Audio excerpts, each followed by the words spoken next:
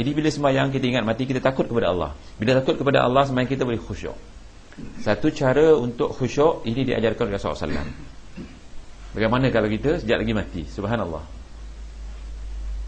Paling mudah mengingati mati sebelum kita mati, yakni tidur malam. Tidur malam sebenarnya mati kecil. Sehingga kalau kita bangun waktu pagi, disunnahkan kita baca doa, alhamdulillahilladzi ahyana ba'dama amatana. Hafal tak doa ni? Kat sekolah tak ajar? Allahu Akbar. Patut family school kena ajar doa-doa, zikir-zikir ni. Budak-budak tadi kat tempat saya kalau panggil apa baca lepas bangun tidur, itulah dia. Alhamdulillahilladzi ahyana ba'dama amatana. Segala puja bagi Allah yang menghidupkan aku setelah aku dimatikan. Jadi tidur tu mati, tapi bukan mati benar. Dia mati sementara. Sebab bila kita tidur, kita tak ingat apa kecuali mimpi. Jadi sama seperti mati. Jadi mati kalau ditidurkan seperti itulah. Kecuali orang yang banyak dosa, dia akan diazab di mana? Di barzakh. Jadi ingat mati, kita akan dapat khusyukkan. Satu daripada cara khusyuk adalah ingat mati, iaitu seolah-olah engkau melihat dia. Bila ingat mati, kita tahu bahawa Allah sedang melihat kita. Walaupun kau tidak melihat dia, yakni melihat Allah Subhanahu Wa Taala, sesungguhnya dia, yakni Allah melihat engkau.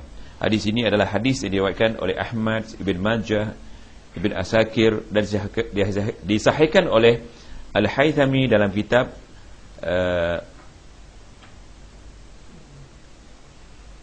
betul ke nama kitabnya? Betul. Asnal Matalib. Betul kitabnya.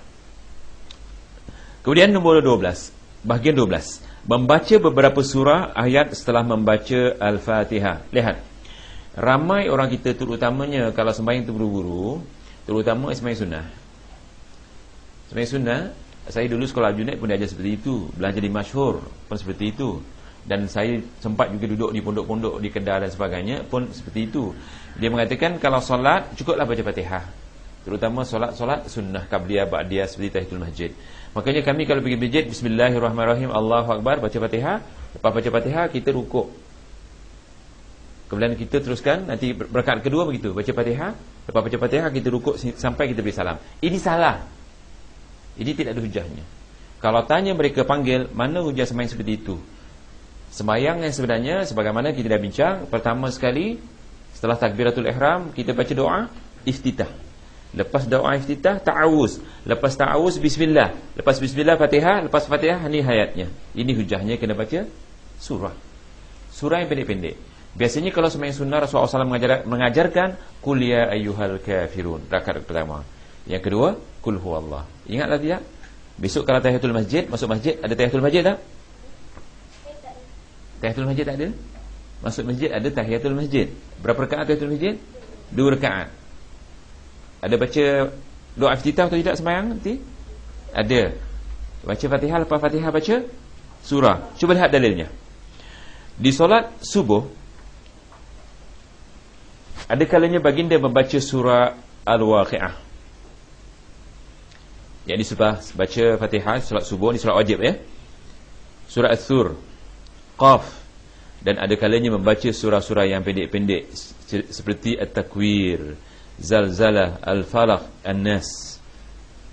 Ada kalanya membaca surah Al-Baqarah sehingga 60 ayat atau lebih. Surah Yasin, habis sembahyang subuh baca surah Yasin. Tapi orang kita malam Jumaat baca Yasin. Rasulullah SAW sembahyang subuh baca Yasin, habis surah Yasin. Rasulullah SAW sembahyang subuh baca surah Yasin, habis. Surah Ar-Rum, subhanallah. Surah Al-Mu'minun, Qad aflahal mu'minun, sampai habis. Kadang-kadang dia baca sehingga ke ayat menyebut Musa, Harun atau Isa. Ini semua ada dalilnya. Jika terganggu oleh batuk, baginda terus rukuk. Jadi kalau batuk boleh mengganggu dia, maka dia terus rukuk. Dan ada kalanya juga membaca surah As-Safat, As-Saf. Bagi muslimah, bagi muslimin sama. Kalau dia mampu menghafal ayat-ayat ni, dibaca. Tapi di negeri kita, sejak ni lah, sehingga sejak 6-7 tahun atau lebih, setiap kali sembahyang subuh dia baca surah sujud sujadah. Surah yes. Kalau setiap hari Jumaat dia baca, kalau setiap hari Jumaat sehingga orang menyangkakan wajib, itu salah.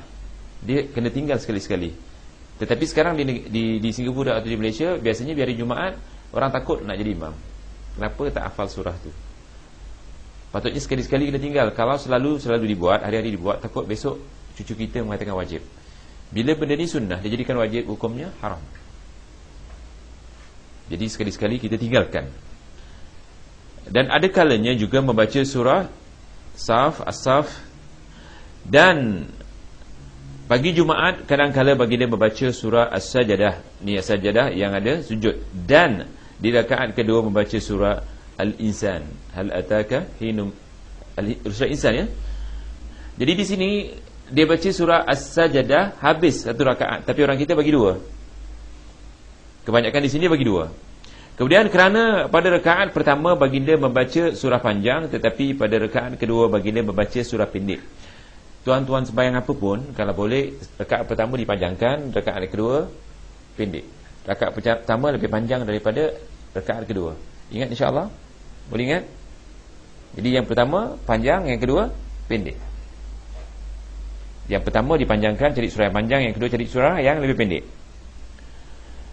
Pada solat sunat fajar. Sunat fajar apa dia? Sunat qabliyatul fajar. Pada solat sunat fajar, yakni sunat subuh, setelah Al-Fatihah baginda membaca ayat 136 di surah Al-Baqarah. Dan pada rakaat kedua baginda membaca ayat 64 di surah Ali Imran. Boleh ingat tak ni? Insya-Allah. Surah Al-Mu'minun ayat 52. Surah Al-Kafirun pada rakaat pertama dan surah Al-Ikhlas pada rakaat yang kedua. Dan baginda bersabda, dua surah ini adalah yang terbaik.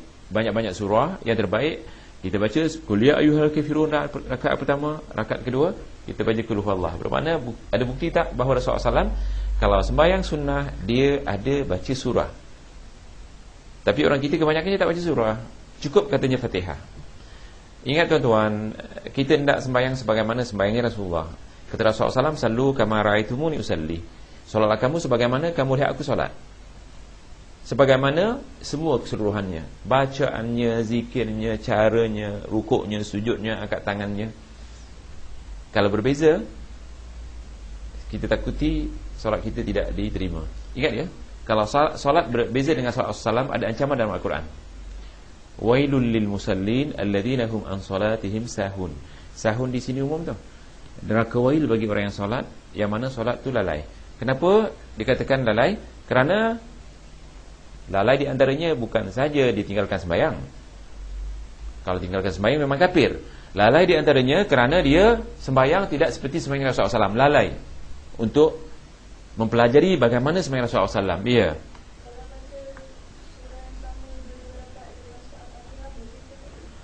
Kalau lepas Fatihah kita baca surah Al-Kafirun, yang kedua surah Al-Kafirun, Nabi dah bacakan, dah ajarkan kita surah Al-Ikhlas, Qul huwallah. Kita jangan tukar.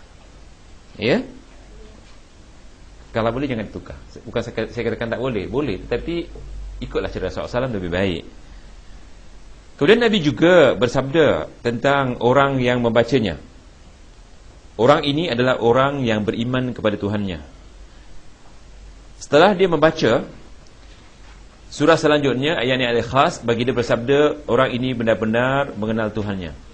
Bila rakaat pertama dia baca Qul ya ayyuhal kafirun, kata Nabi, orang yang baca ni, kata Rasulullah SAW, dia beriman dengan Tuhannya. Bila rakaat kedua dia baca Qul huwallahu ahad, kata Nabi, orang ini benar-benar kenal Tuhannya. Beriman yang pertama, kenal yang kedua. Sebab Qul ya ayyuhal kafirun, katakanlah wahai orang-orang kafir, la